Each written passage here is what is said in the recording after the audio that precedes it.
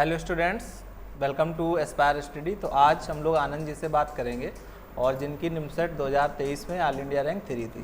तो काफ़ी दिनों से रिजल्ट आया हुआ है और आप वेट कर रहे थे कि कब 3 का इंटरव्यू होगा। तो आज है और आप ध्यान से सुनिएगा चीज़ों को कि कैसे आपको पूरे साल पढ़ाई करनी होती है। तो आनंद जी, आप अपने बारे में बताएं कि आप कहाँ से हैं और बीएससी किया है या बीसीए किया है। मेरा नाम सर आनंद है, जैसा कि आपने बता ही दिया लोगों को। सर मैं काशी का रहने वाला हूँ, काशी वाराणसी जिसको कहते हैं अभी। सर मैंने वहीं के विद्यापीठ नाम के कॉलेज से बीएससी की हुई है। बीएससी, तो बीएससी कौन सी, कंप्यूटर साइंस, मैथ्स या फिर? सर हमारे यहाँ ऐसा होता है कि बीएससी में 3 सब्जेक्ट लेने होते हैं, तो सर हमारी मैथ, स्टैट्स और कंप्यूटर साइंस रही है। मैथ्स, स्टैटिस्टिक्स और कंप्यूटर साइंस। तो जैसे जब आपने बीएससी किया तो फिर कैसे आपका गया कि हमें एमसीए करना चाहिए? सर हमारे एक सीनियर थे जिन्होंने हमें निमसेट के बारे में बताया, और सर हमारा कंप्यूटर एक सब्जेक्ट रहा है, तो हमारी रुचि ऑलरेडी कोडिंग में रही है। हमने काफ़ी कोडिंग की हुई है ऑलरेडी, तो हमें थोड़ा पसंद भी था। और सर 12th तो हमारा एक मन था कि हम आईआईटी एनआईटी जैसे कॉलेज में, बड़े कॉलेजेस में जाएं। जब हमारे सीनियर ने मुझे बताया कि निमसेट जैसा एक एग्ज़ाम है जो कि एनआईटीज कंडक्ट कराती है एमसीए के लिए, तो सर हमें बहुत अपॉर्चुनिटी दिखी जो हम 12th पास नहीं पा पाए थे उसके लिए। मतलब एक उधर से एनआईटी नहीं जा पाए तो इधर से एक रास्ता बना। Yes sir. तो फिर कैसे एस्पायर के बारे में आपको पता चला? जैसे एमसीए आप जान गए, ठीक है, फिर कैसे मतलब एस्पायर की तरफ ऑनलाइन या कहीं न्यूज़ से या कहीं पोस्टर पम्पलेट या कैसे किसी पुराना बच्चा कोई कैसे पता चला कि एस्पायर भी कुछ है और वहाँ से हम एमसीए की प्रिपरेशन कर सकते हैं? सर तो जैसा कि हमें मेरे सीनियर ने एमसीए के बारे में बताया था, तो हम और डीप में जानने के लिए यूट्यूब पे सर्च किया एमसीए के बारे में। तो सर हमने आपकी वीडियो देखी, उसके थ्रू सर हमने देखा और हमें समझ में आया कि ऐसा कुछ है, कि ये सीन है ऐसा वैसा। तो हमने कोचिंग डिसाइड किया कि हमें कोचिंग लेनी है। पर सर हम 3rd ईयर में थे, तो उस समय हम कोचिंग नहीं ले सकते थे क्योंकि हमारे कॉलेज में 75% मैंडेटरी होती थी। तो सर हमने कोचिंग फिर भी देखना चालू किया। तो सर आपकी वीडियोस हमें पसंद है और उसमें सर हमके बताने का तरीका, के कॉन्सेप्ट, आपके ट्रिक्स वो हमें बहुत पसंद आया। तो सर उसके बेस पे हम एस्पायर स्टडी ज्वाइन कर लें। तो मतलब नहीं, ऐसा नहीं लगा कि जो लोकल की कोचिंग है वो कोई ज्वाइन कर लेनी चाहिए, यहाँ पास रहेगा, दूर नहीं जाना होगा, हॉस्टल नहीं रहना पड़ेगा, तो ऐसा नहीं लगा कभी? सर लोकल में हमारी तरफ कोई कोचिंग थी नहीं अच्छी, और सर हमें था कि हम एक अच्छे जगह से, अच्छे प्लेटफॉर्म से तैयारी करें ताकि हम एक अच्छा स्कोर कर सकें, हमारी जो सिलेक्शन है वो 100% श्योर हो जाए। ओके। तो जैसे अभी आपकी रैंक ऑल इंडिया 3 है। Yes sir. तो जब आप आए थे घर से सोच के निकले होंगे, तो आप कितना रैंक सोचे थे? अंडर 10 आएगी, अंडर 100 आएगी? सर हमने तो सोचे थे कि AIR अंडर 100 बना दें, और सर हमारा ओबीसी कोटा था, तो हम सोचे थे अंडर 100 भी मिल जाती है तो हमारा 3 निकल जाएगा। 3 निकल जाएगा। Yes, तो मतलब 100 का टारगेट था, वहाँ से 3 तक पहुँच गए। Yes sir. तो फिर जब आप क्लासरूम ज्वाइन कर लिए तो उसके बाद क्या पढ़ाई का स्ट्रक्चर था? मतलब एक तो सीधे सीधे हो गया कि हमारी क्लास हो गई, ठीक है, और फिर क्लास के बाद में हर बच्चे का कुछ ना कुछ रूटीन होता है भाई। इसी वजह से किसी की 3 आती है, किसी की 20, किसी की 50, किसी की 100, किसी की 250। तो आपका क्या स्ट्रक्चर था कि कैसे आप चीज़ों को फॉलो करते थे?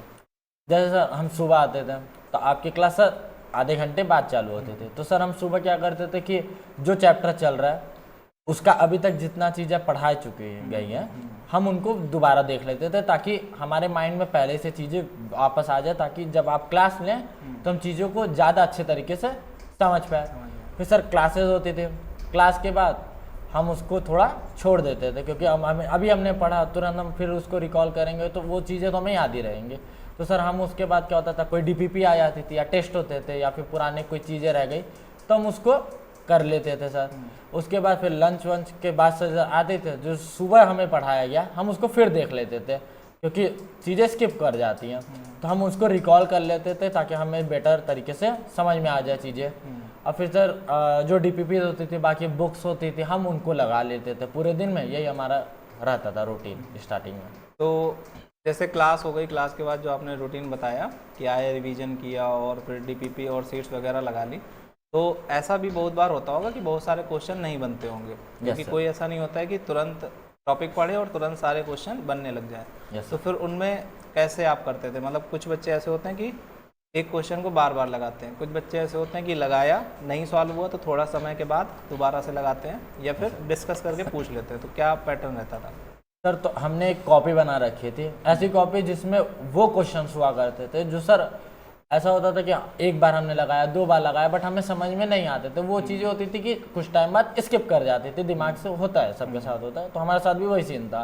तो सर वो क्वेश्चन हम लिख लेते थे। तो सर ऐसा होता था कि अगर हम बीच के 10-15 मिनट निकाल के पूरे दिन के कोई भी एक चैप्टर उठाते तो हम उनके वो क्वेश्चन देख लिया करते थे। तो उससे हमें ये फ़ायदा हुआ कि उन क्वेश्चन का या फिर उनसे रिलेटेड क्वेश्चन के कॉन्सेप्ट जो है वो हमारे अंदर फिट हो गए थे एकदम। तो एक चीज़ जैसे हमें और याद आ रही है कि हमने एक बार आपको टोका था कि इतने क्वेश्चन आप सुंदर सुंदर लिखते हो पूरा राइटिंग में, और क्वेश्चन फिर पूरा सॉल्यूशन फिर लाइन, ठीक है, तो ऐसे ना लिखा करो, इसमें टाइम काफ़ी खर्च होता है। तो आप बोले थे सर नहीं, हमारे ऐसे ही समझ में आता है और इससे हमें जो है याद काफ़ी दिनों तक रहता है। तो उसमें मतलब क्या था ऐसा? सर जैसा हमारा होता था कि आपने डीपीपी दी तो हम उसको रफ पे करते थे, बट कुछ क्वेश्चन होते थे 5-10 ऐसे होते थे जो नहीं लगते थे, तो उनको हम सॉल्यूशन देखते थे और उसको हम अच्छे तरीके से लिख के उस डीपीपी के साथ स्टेपल कर देते थे। अच्छा। ताकि अगली बार हम जब उस डीपीपी को लगाएं और हमारी वो सेम क्वेश्चन अगर फंस जाता है बाई चांस, तो हमारी राइटिंग में हमारा लिखा हुआ सॉल्यूशन होता है, क्योंकि सर अपना समझा हुआ दोबारा समझने में बहुत जल्दी समझ में आता है। तो सर वो हमारा कॉन्सेप्ट था कि अपना लिखा हुआ रहेगा हर जगह तो काम आएगा। और प्रैक्टिस का क्या सीन रहता था? जैसे ये तो पढ़ाई का हो गया, अब पढ़ाई के बाद में ये होता है कि हमारी पढ़ाई तो अच्छी हो गई, बट अब प्रैक्टिस करनी है कि 2 घंटे में पूरा पेपर हम सॉल्व कर पाएँ। सर तो ऐसा होता था कि डीपीपी जब आती थी तो अगर उसमें 40 क्वेश्चन है तो हम लगाते थे टाइमर 40 मिनट का। उससे हमें इतना फ़ायदा हुआ है कि सर हमें ये पता चल जाता था कि कौन से क्वेश्चन, हमें शुरू से आइडिया लग जाता था कि कौन से क्वेश्चन स्किप करने लायक होते हैं और कौन से क्वेश्चन ऐसे होते हैं जिन पे टाइम नहीं वेस्ट करना हमें या फिर इनको बाद में करना। तो सर ये हैबिट हम पहले से लेके चलते हुए आए हैं। अच्छा, तो वो पहले से चलते हुए लेके आए थे। और फिर जब टेस्ट होना शुरू होते हैं, ठीक है, मॉक टेस्ट होना शुरू होते हैं, तो फिर उस समय कैसे नंबर, मतलब अच्छे नंबर कैसे आते थे, उसका मतलब क्या रीज़न? सर तो पहले तो हमारे नंबर कुछ खास आया नहीं करते थे, बट धीरे धीरे प्रैक्टिस के बाद बनने लगे। तो सर उसका यही रहता था कि हम अभी तो मॉक होते थे सर, तो हम ये नहीं करते थे कि जितना हमें आ रहा है हम उतना ही पे सॉल्यूशन, हम बाकी जो क्वेश्चन नहीं लगते थे हम उसको घिसते थे। नहीं आ रहा समझ में, क्वेश्चन नहीं समझ में आ रहा, हम कोई भी फॉर्मूले तरीके उसमें हमारे पास टाइम बचा तो हम लगाते थे। ऐसा नहीं है कि सर जितना आया हम 1 घंटे 30 मिनट में सबमिट मार दिए, मॉक है सर, इसमें तो हमें घिसना ही पड़ेगा। तो कुछ ऐसे होते थे कि उसके आंसर आ जाते थे, और ऐसा होता था कि सर घिसने की वजह से हमारे ये होता था कि वो कॉन्सेप्ट हमारे अंदर बिल्ड हो जाता था कि अगली बार वो आते थे तो वो कॉन्सेप्ट हमें याद आता था कि ये क्वेश्चन हमारा किया हुआ है और ये हम तुरंत कर सकते हैं। तो मतलब हाँ, क्योंकि हमने ये मोस्टली ऐसा देखा है कि बहुत सारे बच्चे, जैसे टेस्ट जब सबमिट होता है तो हम देखते हैं कुछ बच्चे 1 घंटे में सबमिट कर दिए, कुछ बच्चे जो है उससे पहले ही सबमिट कर दिए। तो मतलब तुम्हारा ये था कि हमको 2 घंटे पूरे देना है, क्वेश्चन जो नहीं भी आ रहा है उसमें समय खर्च करना है, कुछ सोचना है उसके बारे में, और आ जाएगा तो अच्छी बात है, नहीं तो नहीं ही आ रहा है वो। ऐसा प्लानिंग तो ये होना भी चाहिए, क्योंकि मोस्टली बच्चे ऐसा करते हैं, हमने देखा है कि 2 घंटे की आदत ही नहीं डाल पाते हैं कि हमको 2 घंटे पेपर बैठ करके देना है, जितना आता है उतना करते हैं। तो इसके बाद में अगर बात करें तो कौन कौन से टेस्ट, जैसे जो एस्पायर में सारे टेस्ट हुए वेबसाइट के, मंथन और सुपर टेस्ट और गेम चेंजर टेस्ट, तो इनमें से सारे टेस्ट आपने दिए या कोई स्किप भी कर दिया? सर एक दो टेस्ट ही ऐसे होंगे जो हमने स्किप किया। सर स्किप का रीज़न था कि कभी घर चले गए, समय मतलब ऐसा होता था कि क्योंकि हम लोग क्लासरूम गए थे तो हमें 10 मिनट के लिए अलॉट होता था और फ़ोन हमारे पास नहीं तो देख नहीं पाए, तो इनके कारण से कुछ छूट गया। बाकी सर हम अटैम्प्ट सारे करते थे, चाहे जो भी हो, चाहे जो चैप्टर आते हो या ना आते हो। हमने कभी कभी होता था कि सर कुछ चैप्टर हमने नहीं पढ़े होते थे क्योंकि हम थोड़ा लेट ज्वाइन हुए थे, तो हम नहीं पढ़े थे, बट उसके टेस्ट हमने दिया ताकि हमें पता चल जाए कि हमें कितना अभी आ रहा है और कितना पढ़ने के बाद आ जाएगा। तो लेट से हमें ध्यान है, कब आप ज्वाइन किए थे? सर अगस्त में ज्वाइन किया था। अगस्त में ज्वाइन किए थे। तो बहुत सारे बच्चों का जैसे अभी भी हमारे पास कॉल आता है कि सर अभी जून चल रहा है तो कहीं हम लेट तो नहीं हो गए हैं, इतना समय हमारे पास पर्याप्त है कि नहीं, क्योंकि जैसे ऐसे र्यूमर्स भी बहुत सारे रहते हैं कि निमसेट की प्रिपरेशन करने में 20 महीने लगते हैं, 15 महीने लगते हैं। तो आप क्या कह सकते हो कि 10 महीने में या 12 महीने में पढ़ाई बढ़िया से हो सकती है? सर अगर कोई डेडिकेशन के साथ अगर प्रिपरेशन करे, अपना पूरा टाइम देने को तैयार है, तो सर 10 या 6 महीने में भी आप अच्छा खासा रैंक के साथ निमसेट फोड़ सकते हैं। निमसेट फोड़ सकते हैं। तो जैसे ये तो ठीक है, जैसे अभी आपकी 3rd रैंक है तो पूरा कॉन्फिडेंस है कि हम जो जो किए हैं वो सब कुछ सही था। लेकिन जब आप पढ़ रहे होंगे तो उस समय फीलिंग आती होगी कि जो हम कर रहे हैं वो सही है कि नहीं है, ठीक है, कि हम प्लान चेंज करें अपना, या हम क्विट कर दें, या ना हमसे हो पाएगा, या हमने बहुत लोगों को देखा उससे डिमोटिवेट हो गए। तो उस समय क्या आपके दिमाग में चलता था? अभी के अकॉर्डिंग नहीं, मतलब 3 रैंक आने के बाद नहीं, उसके पहले क्या क्या दिमाग में चलता था? सर हमने बहुत सी चीज़ें जैसे ट्राई की। जैसे कुछ लोग हमें बोलते थे कि रूम से रह के पढ़ लो, बहुत फ़ायदे होता है। सर हमने 2-3 दिन रूम पे भी रुक के किया, बट सर जितना हमें यहाँ पे फ़ायदा होता था रुक के, हम 2 घंटे में 1.5 घंटे ही पढ़ते थे। आधे घंटे सर ऑब्वियसली बात है रेस्ट ही होता है, बट हम 1.5 घंटे पढ़ते थे। बट हम रूम पे होता था सर 2 घंटे में आधे घंटे पढ़ रहे, 1.5 घंटे रेस्ट कर रहे हैं। तो सर ऐसे बहुत सारे एक्सपेरिमेंट हुए हैं, ऐसा नहीं, हमने बहुत सारे एक्सपेरिमेंट किया है। ओवरऑल सर हमने अपनी गलतियों से सीखते हुए आखिर में अपने रिजल्ट को सुधार लिया। तो एक चीज़ और इम्पोर्टेंट, जैसे जब पेपर आया था तो ये पेपर एकदम से सरप्राइजिंग था। 2020, 21, 22 सारे पेपर आसान थे। Yes sir. और ये पेपर एकदम से डिफ़िकल्ट था। तो उसको तुमने वहाँ पर कैसे अटेम्प्ट किया? और क्योंकि वहाँ पर तो जो सीन आपके पास रहा होगा वो बताना है। और उसके बाद जब आप आए थे सेंटर के बाहर तो आप थोड़ा सा नर्वस थे। नर्वस क्या मतलब? आप रो रहे थे कि पेपर हमारा बिगड़ गया है। तो बिगड़ने के बाद में ये रैंक 3 है, ठीक है। अच्छा होता तो फिर कितनी होती वो एक अलग बात है। तो पेपर जब सेंटर के अंदर थे तो उस समय जब आप सॉल्व कर रहे थे क्वेश्चंस को, तो क्या सीन था वहाँ पे? सर ऐसा सीन था कि हमने स्टार्टिंग की थी कंप्यूटर से। तो कंप्यूटर सर ऐसा था कि आया हुआ था, आपने पढ़ाया जो था उन्हीं में से आए थे। तो सर उसमें हमने 18 अटैम्प्ट कर दिया था। तो वहाँ पे हमारे कॉन्फिडेंस ठीक जा रहा था। फिर रीजनिंग में सर, रीजनिंग में क्वांट बहुत थी, क्वांट भी हमारी सर ठीक ठाक आती थी। सर आपने पढ़ाया रखा था। बाकी लोग बहुत बोलते हैं कि मत पढ़ लो, क्वांट इतनी नहीं आती है, बट सर आपने पढ़ा रखा था तो हमने उस चीज़ को पढ़ा था। तो सर क्वांट भी हमने कर ली थी, ठीक ठाक कर ली थी। सर हमने 32 अटैम्प्ट किए थे रीजनिंग में, ज़्यादा अटैम्प्ट नहीं किए थे कि गलत होने के चांसेस भी ज़्यादा है। एक्यूरेसी पे हम चल रहे थे। सर जब मैथ्स में तो ऐसा होता था सर, टेस्ट में हमारे 50 क्वेश्चन 1 से 50 तक जाने में 35 हमारे हो जाते थे और 15 पे हमने ब्लू टिक कर रखा था, मतलब मार्क फॉर रिव्यू रखा था। बट सर जब निमसेट के असली पेपर में बैठे तो सर पहले राउंड में हमसे 20-25 बने। अब हम थोड़े नर्वस हो गए सर, थोड़ा डर भी लगने लगा कि यार मतलब कोचिंग में तो इतना अच्छा कर लेते थे, मतलब टफ भी पेपर आता तो सर उस समय ये होता था ना मन में कि कोचिंग है, यहाँ पे अगर कुछ क्वेश्चन गलत भी हो जाते तो क्या ही हो जाएगा। बट सर यहाँ पे तो हमें डर था, एक क्वेश्चन गलत मतलब 15 नंबर, रैंक बहुत ज़्यादा बिगड़ सकती थी। तो सर वहाँ पे थोड़ा नर्वस हो गए थे। उसके चक्कर में सर क्वेश्चन भी बहुत सारे आते हुए गलत किया। बट फिर सिर्फ 5-10 मिनट लगा अपने आप को ठीक करने में। बट सर ठीक करने के बाद हमने कंसंट्रेट किया कि जो नहीं आ रहा है सर, हमने स्टार्टिंग से ये करते हुए कि जो क्वेश्चन नहीं आ रहा है उसको घिसो।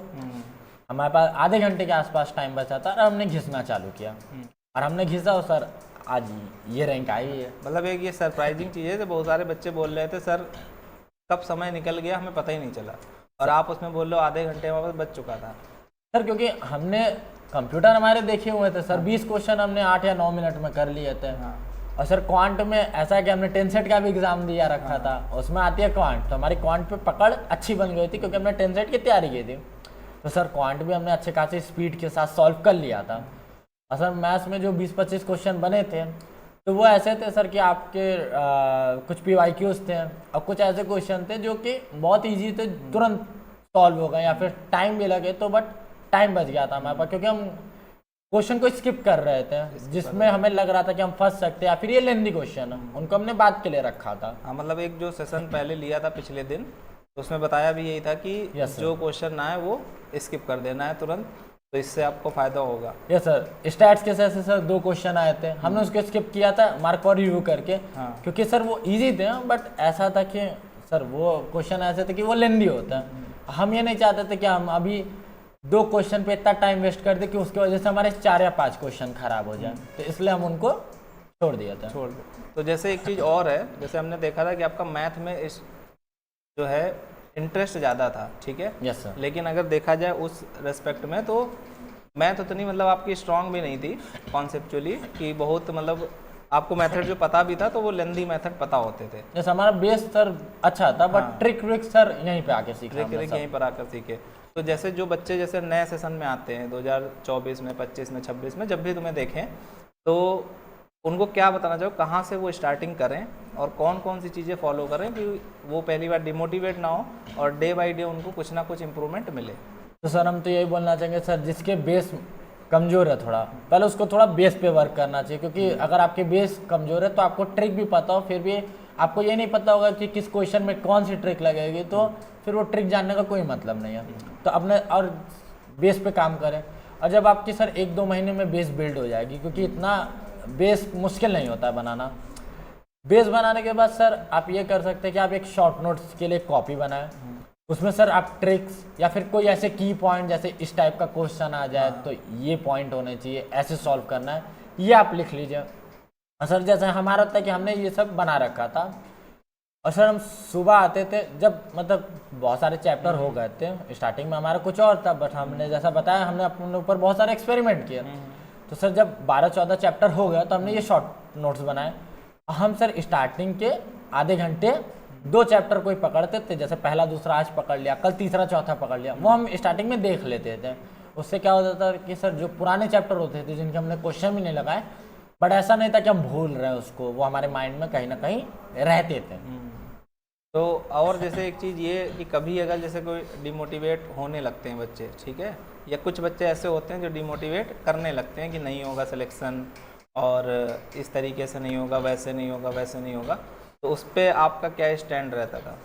सर तो हमारा ऐसा था कि सर जैसे ट्रिग्नोमेट्री और वेक्टर हमारी वीक होती थी, उसमें नंबर नहीं आते थे सर, रैंक आती थी हमारी, कभी कभी हमारे क्लासरूम में 50 आ जाती थी जब चैप्टर वाइज टेस्ट होता था। तो हमें लगता था सर कि मतलब ट्रिग्नोमेट्री और वेक्टर का वेटेज बहुत ज़्यादा है हमारे अभी तक के जितने क्वेश्चंस आते थे PYQs में। तो सर लगता था कि होगा कि नहीं होगा, क्योंकि ऐसे क्वेश्चन आएंगे तो सर सिंपल क्वेश्चन तो बना लेंगे बट थोड़े ट्रिकी क्वेश्चन नहीं बना पाएंगे। बट सर जब आपने एक बार पढ़ाया तो हमने उसमें कुछ सीखा, दूसरी बार पढ़ाया तो थोड़ा और सीखा। सर आपने 4 बार तो ट्रिग्नोमेट्री पढ़ाई थी, तो सर धीरे धीरे करते करते हम उस काबिल बन गए कि हम शॉर्ट ट्रिक्स, जैसे सर हमें पहले नहीं पता था कि थीटा की वैल्यू मान लो तो सॉल्व हो जाते हैं, हमें पहले लॉन्ग मेथड पता था। क्योंकि सर हमने 12th बोर्ड लेवल के पढ़े, बोर्ड लेवल में सर ये हम लोग को नहीं बताया जाता कि थीटा की वैल्यू रख दो आंसर आ गया, क्योंकि ऐसा कुछ होता ही नहीं ऑप्शन जैसा। तो सर वहाँ पे सर आपका बहुत ज़्यादा हमें सपोर्ट मिला इस चीज़ के लेके कि ट्रिक हमने यहीं आके सीखा कि ट्रिक व्रिक कैसे वर्क करती है हर चीज़। अच्छा, और जैसे कुछ लोगों का ऐसा मानना होता है कि जो निमसेट का सिलेबस है उसके अकॉर्डिंग हमें प्रिपरेशन कर लेनी चाहिए, लेकिन हम हमेशा बोलते हैं कि नहीं, अपनी प्रिपरेशन पूरी करो, ठीक है, निमसेट तो एक उसका पार्ट है। क्योंकि अभी कभी कभी ऐसा, जैसे इसी बार के पेपर में ऐसा हुआ कि कॉम्प्लेक्स नंबर का भी क्वेश्चन आया, बायनोमियल का भी आया, जो कि हर साल नहीं पूछा जाता था। यस। तो उसके बारे में आप क्या बताना चाहेंगे? सर तो आपने कॉम्प्लेक्स के जैसे क्लास ले रखे थे तो हमने पढ़ रखा था, तो सर जिसमें इस बार क्वेश्चन आया तो सर हमने वो ऑलरेडी पढ़ रखे थे, तो हमें उनके कॉन्सेप्ट पता था, हमने उनको सॉल्व कर दिया। तो सर ऐसा नहीं है कि जो चीज़ नहीं आई आज तक वो नहीं आ सकती, क्योंकि आज तक सर क्वांट भी इतनी नहीं आती थी। बहुत से लोग होते थे कि 6 क्वेश्चन 7 क्वेश्चन आनी है, उसके लिए क्वांट का सिलेबस देखा जाए तो सर कुछ नहीं तो काफ़ी हद तक अच्छा खासा बड़ा है। बट अब उसके अगर जिन्होंने वो छोड़ के गए सर उनको दिक्कत हो गई इस बार, क्योंकि 20 क्वेश्चन आ गया। तो सर आपके पास इतना सफिशिएंट टाइम है कि आप सब चीज़ कवर कर लो, और सब चीज़ आप कवर करके गए, क्योंकि सर इस समय के पेपर ऐसे आ रहे जो प्रिडिक्ट नहीं किए जा सकते कि किससे कितने क्वेश्चन आएंगे। तो इस समय सर आपको अगर आपको अच्छी खासी रैंक बनानी है, टॉप अंडर 100 बनानी है, तो सर आपको सब पढ़ना होगा, आप कुछ ऐसा नहीं है जो स्किप कर सकते हैं। हाँ, क्योंकि इस बार जैसे ऐसा भी देखा गया कि ट्रिग्नोमेट्री के क्वेश्चन बहुत कम आए। Yes sir. जबकि हर साल 6 से 7 क्वेश्चन ट्रिग्नोमेट्री के होते थे। Yes. वैसे सेम वेक्टर का भी रहा कि उतने ज़्यादा क्वेश्चन नहीं पूछे गए जितने हर साल। इस बार ज़्यादातर कैलकुलस का पार्ट या फिर कोऑर्डिनेट का पार्ट ज़्यादा रहा। Yes sir. तो मतलब 360 डिग्री पर पूरी पढ़ाई करनी चाहिए, हर एक चीज़ को अपना कवर करो, जैसा भी एग्ज़ाम आए उस तरीके से अपीयर हो। तो ये एक चीज़ हो गई। अच्छा, एक चीज़ और कि जैसे बहुत सारे बच्चों का ये होता है कि हम केवल और केवल निमसेट की तैयारी कर रहे हैं तो निमसेट का ही फॉर्म भरेंगे, ठीक है। तो जैसे हमने आपका फॉर्म जो है 10 सेट का भी भरवाया था कि इसको भरना है, और सिटी महाराष्ट्र का भी आपका भरवाते, लेकिन उस समय पेपर की डेट क्लैश हो रही थी, क्लैश हो रही थी। तो उस वजह से नहीं भर पाए। Yes, तो अलग अलग पेपर देने से निमसेट के पहले जितने भी सारे होते हैं तो उनसे बेनिफिट मिलता है कि नहीं मिलता है? यस सर, मिलता है इससे, क्योंकि सर हम जब 10 सेट का पेपर दे के आए थे तो उसके वजह से हमने सारे क्वांट पूरी पढ़ ली थी, रीजनिंग हमारी क्वांट ही स्ट्रांग हो गई थी। और सर जब उसका निमसेट के एग्ज़ाम से पहले ही उसका रिजल्ट आया तो उसमें मेरी 99.978 परसेंटाइल बनी, जो कि अप्रॉक्स AIR 2 या 3 है। तो सर उससे हमें एक मोटिवेशन मिला कि हम सर इसमें अच्छा कर सकते तो हम निमसेट में भी अच्छा करेंगे। तो सर इसका फ़ायदा होता है, क्योंकि आप अचानक से कोई पेपर, अब निमसेट आपने पहला पेपर भरा है और आप अचानक से देने गए तो आपको कुछ चीज़ें नहीं पता होंगी, आपको वहाँ का माहौल नहीं पता होगा, तो दिक्कत होती है। सर कोचिंग के टेस्ट भी ऐसा माहौल प्रोवाइड करता है, बट यहाँ पे आदमी फिर भी सोच के देता है कि मौक ही है, मौका है, कोई एक दो नुकसान, क्वेश्चन, मतलब यहाँ पे ये रहता है ना, Yes, कोई sir. नुकसान नहीं होना है। एक दो क्वेश्चन बिगड़ भी जाएंगे तो कोई मतलब नहीं है।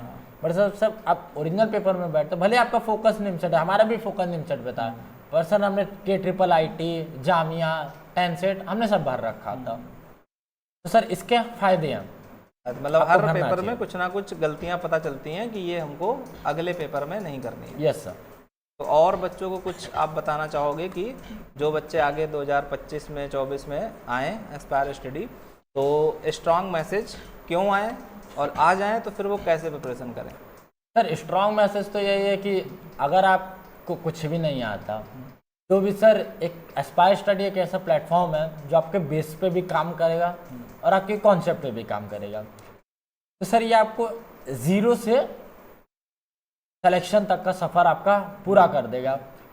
बस ये है कि सर आप उनको, ये है हम एक और बात बोलना चाहेंगे कि उनको आपकी बात ज़रूर माननी चाहिए, जो आप बोलें कि लाइक क्लासरूम नहीं छोड़ना चाहिए या फिर इतने बजे ये कर लो, ये पढ़ लो, तो वो करना चाहिए। क्योंकि सर हमारे बैच में भी हुए हैं 2-4 बच्चे ऐसे हुए हैं जिन्होंने आपकी बात नहीं मानी सर, और उनका रिजल्ट ठीक गया बट इतना भी अच्छा नहीं गया जो अच्छा कर सकते थे। ये हमने खुद भी देखा है, ऑब्जर्व रह के, तो हमें पता है कि ये गलतियां हम अपने जूनियर्स को यही बोलेंगे कि ये ना करें। हाँ, क्योंकि हमारा भी यही मानना रहता है कि अगर कोई एस्पायर स्टडी आया है, उसने फ़ीस जमा की है और परमानेंट वो हॉस्टल की फ़ीस अपनी बियर कर रहा है जैसे तैसे, ठीक है, और सारी चीज़ें वो कर रहा है केवल एक्सेप्ट ये छोड़ करके कि पढ़ाई, तो पढ़ाई उसको कंटिन्यू करनी चाहिए बढ़िया से, और जो जो यहाँ पर कराया जाता है वो कराना चाहिए। अच्छा, एक चीज़ और इम्पॉर्टेंट, जैसे जब आप पेपर देने गए थे तो भले ही टफ पेपर था या कैसा भी था, लेकिन आपको ऐसा लगा कि नहीं एस्पायर से भी टफ पेपर ये बन गया है, या एस्पायर में, जैसे एस्पायर में कुछ मॉडरेट लेवल के, कुछ इजी, बिल्कुल इजी, कुछ PYQ टाइप के पेपर और कुछ पेपर टफ होते थे, तो जब वहाँ पर आप दे रहे होंगे तो आपको कुछ ऐसा लगा कि नहीं बिल्कुल एकदम आउट ऑफ सिलेबस आ गया या बहुत टफ पेपर आ गया? जैसे कुछ बच्चे बोल रहे थे कि पेपर बहुत ज़्यादा टफ आ गया इस बार, ठीक है, तो ऐसा कुछ फील हुआ? सर ऐसा तो नहीं है, मतलब थोड़ा डर तो लग रहा था, ऑब्वियस सी बात है, क्योंकि पेपर थोड़ा टफ आया था, काफ़ी टफ आया था कह दे तो। बट ऐसा नहीं है कि सर हम वैसा प्रेशर हैंडल नहीं किए थे, क्योंकि ये सीन था कि सर जो आपके लास्ट के ऑल इंडिया वाले एग्ज़ाम थे जिसमें सर आपने गिफ्ट्स वाले जो दिए थे स्पिन वाले, तो सर वो अच्छे क्वेश्चन थे, उसमें JEE मेंस तक के क्वेश्चन थे, तो सर वैसा था कि आखिर में हमारे गेम चेंजर के क्वेश्चंस हो गए, तो उसकी हैबिट हो गई थी कि अगर टफ क्वेश्चन भी आए तो पैनिक नहीं करना। बट ऑब्वियसली बात है सर, मॉक होता है, असली पेपर होता है, तो थोड़ा बहुत तो पैनिक हो गए थे, बट अपने आप को संभाल के हमने कर दिया। बट ठीक है, और जैसे कंप्यूटर के लिए आप बच्चों क्या बताना चाहो? जैसे बहुत बच्चे डाउट में रहते हैं ना, जैसे हम बोलते हैं उनसे कि 20 में से बहुत ही कम अगर तो 15 क्वेश्चन डायरेक्ट टू डायरेक्ट यहाँ से आएंगे, Yes, sir. ठीक है, तो कुछ बच्चों को ये बिलीव हो जाता है स्ट्रांगली, लेकिन कुछ बच्चों को लगता है कि बोल रहे हैं 15 आएंगे, बट ऐसा कोई ज़रूरी नहीं 15 आएँ। तो उसमें जैसे अब तो आप प्रत्यक्ष प्रमाण देखे ही हैं, तो उसमें क्या कहना चाहेंगे? सर यही है कि जैसे सर इस बार का पैटर्न भी चेंज हुआ था, तो हमें ये तो पता ही नहीं था कि किससे क्या कितने क्वेश्चन आ सकते हैं, क्योंकि 10 से 20 क्वेश्चन हो गए तो थोड़ा सिलेबस वो हो गया, सिलेबस सेम था सर, तो वो कोई से भी क्वेश्चन दे सकते थे। बट सर आपने जो पढ़ाया था 18 क्वेश्चन हमारे फंस गए आपके पढ़ाए हुए। 2 क्वेश्चन में सर हमें डाउट था, तो हम इतना क्लियरिटी नहीं दे पा रहे थे उसमें, और सर ऑब्वियसली बात है 7.5 नंबर का एक गलत हो जाने पे, और सर ऑब्वियसली बात अगर हम 10-15 नंबर भी इधर उधर हुए थे तो हमारी रैंक 3 से 4 हो जाती। तो इन सबको देखते हुए हमने बस उन्हीं के साथ या जो आ रहे थे। जो कि परफेक्टली आ रहे थे। तो जैसे एक और अपना जो है टोटल मार्क्स कितने आपके मतलब 2023 में? हमारा टोटल मार्क्स 653 653 है। पहले कितना था करेक्शन से पहले? सर पहले 659 थे। हाँ। बट कुछ क्वेश्चन हट गए मैथ्स के जो हमारे सही थे, तो उसकी वजह से हमारे थोड़े नंबर में फ्लक्चुएशन आ गया। ठीक है। और जो मैथ में है वो कितने किए थे आपने, कितने सही थे और कितने नंबर बने थे? सर अप्रॉक्स हमें इतना अच्छे से तो नहीं याद है, बट हमने सर 42-43 किए थे, जिसमें से हमारे 4 या 5 गलत हो गए थे। और सर हमारे ओवरऑल रेंज हमें नंबर याद है, हमारे 396 एग्जैक्ट बने थे मैथ्स में। ठीक है। और लॉजिकल में? सर लॉजिकल में अप्रॉक्स 160 to 170 के आसपास बने थे। और कंप्यूटर का सर ऐसा था कि 80+ बन गए थे, क्योंकि सर हमारे 2 क्वेश्चन गलत हो गए थे और इन्होंने 1-2 क्वेश्चन हटा भी दिए। ठीक है। ऐसा। और इंग्लिश का? इंग्लिश सर हमारी कुछ खास थी नहीं सर, इंग्लिश में हमारा 0 ही समझ लीजिए। तो हमने उसमें 5 क्वेश्चन मारे थे, जिसमें से हमारे साथ 3 गलत हो गए, तो हमारे कितने 5 नंबर के बने थे। 5 नंबर बने, मतलब 2 क्वेश्चन उसमें सही हो गए। सही हुआ, 3 गलत हो गए। तो जैसे एक चीज़ और इससे निकल के आ रही है, जैसे 659 का आपने पहले था, फिर 653 आपका हो गया। अब उसमें सबसे बड़ी जो बात ये निकल के आती है कि जब आप पेपर दे के आए थे तो ऑब्वियसली सेंटर के बाहर बहुत परेशान थे कि होगा कि नहीं होगा। ठीक है। फिर उसके बाद जब आंसर की आप मिलाए तो फिर आपके 659 हुए। ठीक है। लेकिन फिर भी आपके अंदर एक डर था कि पिछले साल जो कट ऑफ थी वो 600 650 नंबर पे गई थी, 550 पर सिलेक्शन बंद हो गए थे। ठीक है। तो हमने आपको बताया था कि 400 पे आराम से इस बार हो जाएगा, यस सर, सिलेक्शन हो जाएगा। लेकिन फिर भी आपको एक डाउट था कि बहुत सारे लोग बोले 500 पे बंद हो जाएगा, बहुत सारे 550 पे। ठीक है। तो हमारी रैंक ऐसा ना हो 200 बन जाए, 250 बन जाए, क्योंकि आप मतलब हमें क्लियरली याद है कि आपको ये एक्सपेक्ट नहीं था कि हमारी फर्स्ट, सेकंड, थर्ड या 10 तक रैंक बनेगी। ये तो है सर। हमने घर पे बोल दिया था कि हमारी 100 बनने के चांसेस है, ये भी नहीं बोला कंफर्म है। क्योंकि सर बहुत सी जगहों पे हमें पता चला था कि 500 के ऊपर है तो सिक्योर है। तो सर 500 के ऊपर सिक्योर है तो 650 पे सर कितनी रैंक बन जाती। हमारा था कि सर घर पे हमने बोल दिया था 100 चांसेस है बनने के, बट जब सर 3 रैंक आई तो घर वाले भी शौक, हम भी खुद शौक थे सर कि 3rd रैंक आ गई हमारी। 3rd rank. तो अभी कैसा लग रहा है? सर अच्छा ही लग रहा है, ऑब्वियस सी बात है सर। तो NIT त्रिची आप जा रहे हैं? Yes sir. ठीक है। तो अब वहाँ पर भी आपको अच्छा करना है और एकदम से एस्पायर का परचम पूरा लहराना है। ठीक है। Thank you so much.